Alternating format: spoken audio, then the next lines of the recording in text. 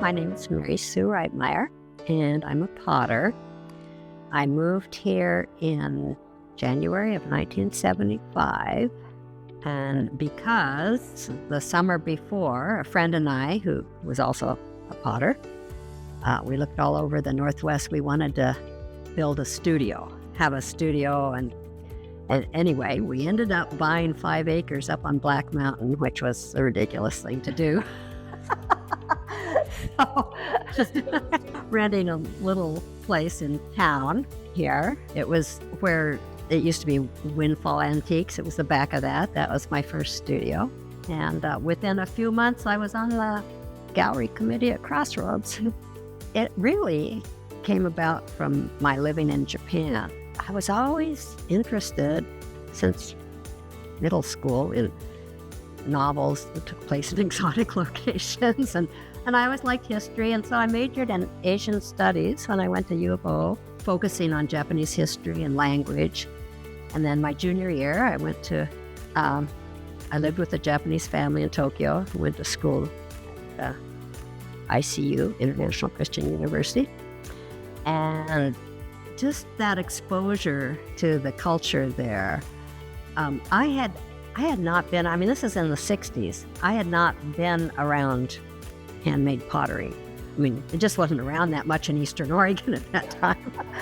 There was this wonderful Japanese folk craft shop not too far from, within walking distance of the family I lived with, and I used to go up there, and I just fell in love with not just the pottery, but handmade paper, indigo dyed cloth, baskets, everything.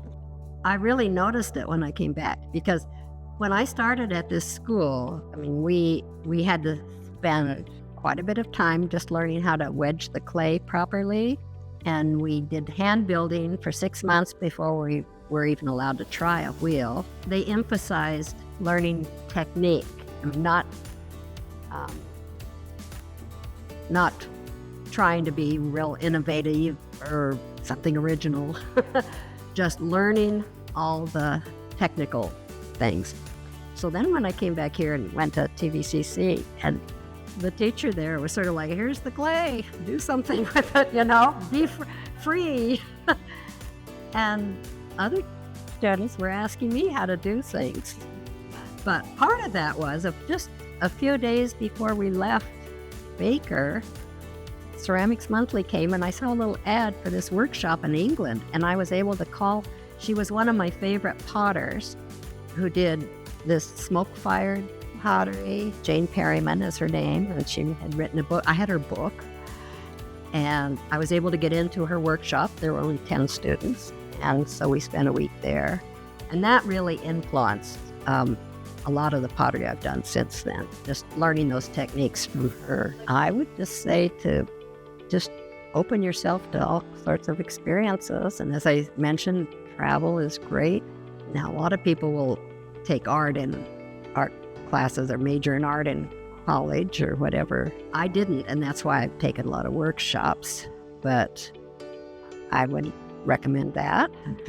Practice is the thing that really helps. I've never been very ambitious to, get my pottery everywhere, or, be in huge galleries or anything like that. It's all about just enjoying doing it.